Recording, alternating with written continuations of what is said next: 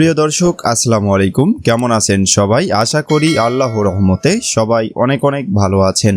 আপনারা যারা এবার নতুন ভিজিটি কার্ডের জন্য অনলাইন করেছেন, আপনারা অনেকেই জানতে চাচ্ছেন যে অনলাইন কপি কোথায় জমা দেব নাকি জমা দিব না, জমা দিলে কোথায় জমা দিতে হবে, জমা দিলে কি হবে এবং জমা না দিলে কি হবে, বিস্তারিত জানাবো আজকের এই ভিডিওটির মাধ্যমে।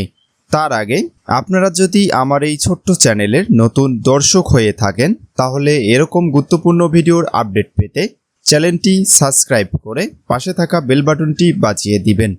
আর যারা এই ভিডিওটি ফেসবুক পেজ থেকে দেখছেন, তারা পেজটিকে ফলো করে দিয়ে পাশে থাকবেন।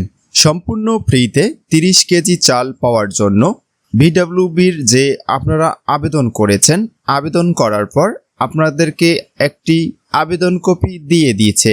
আপনারা এই আবেদন কপিটি কি করবেন, কোথায় জমা দেবেন বুঝে উঠতে পারছেন না। আপনারা যখন অনলাইনে আবেদন করেছেন তখনই কিন্তু আপনাদের সকল তথ্যটি কিন্তু উপজেলা সমাজসেবা অফিসে জমা হয়েছে এবং আপনাদের ইউনিয়ন পরিষদের ইউডিসি, হিসাব সহকারী এবং সচিব যিনি আছেন, ওনাদের কাছে কিন্তু অফিসিয়াল ইউজার আইডি পাসওয়ার্ড আছে।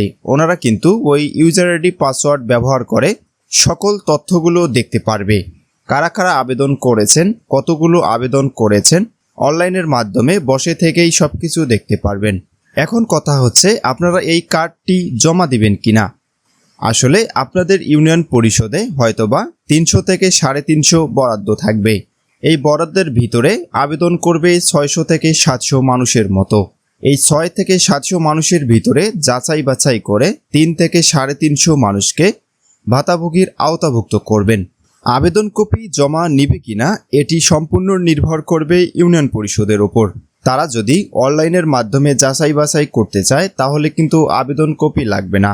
আর যদি অফলাইনে আবেদনকারীদেরকে যাচাই বাছাই করতে যায়, তাহলে কিন্তু আবেদন কপি নিয়ে তারা যাচাই বাছাই করে যেটি সঠিক সেটি কিন্তু তারা নিশ্চয়ন করে থাকবেন। তাই আপনারা যারা 2025-26 চক্রের সম্পূর্ণ ফ্রিতে 30 কেজি চালের জন্য আবেদন করেছেন, আপনারা আপনাদের আবেদন কপিটি সংরক্ষণ করে রাখুন। যে কোনো মুহূর্তে আপনাদের ইউনিয়ন পরিষদের চেয়ারম্যান, মেম্বার অথবা ইউডিসিদের মাধ্যমে এই আবেদনপত্রটি নিতে পারে, এমনকি নাও নিতে পারে। তদ্রূপ আপনারা আপনাদের কাছে সংরক্ষণ করে রাখুন, যে কোনো সময় লাগতে পারে। এবছরে না লাগলেও সামনে বছরে কিন্তু তাও লাগতে পারে। যখন আবার নতুন করে ভাতার জন্য আবেদন হবে, তখন কিন্তু আপনাদের এই আবেদনটি কিন্তু বহাল থাকবে। এই ছিল আজকের ভিডিও। আশা করি ভিডিওটি ভালো লেগেছে। যদি ভিডিওটি ভালো লেগে থাকে, তাহলে আমার এই ছোট্ট চ্যানেলটি সাবস্ক্রাইব করে পাশে থাকা বেল বাটনটি বাজিয়ে দিন। আর যারা এই ভিডিওটি ফেসবুক পেজ থেকে দেখছেন, তারা আমার পেজটিকে ফলো করে দিয়ে পাশে থাকবেন। সবাই ভালো থাকবেন, সুস্থ থাকবেন। আল্লাহ হাফেজ।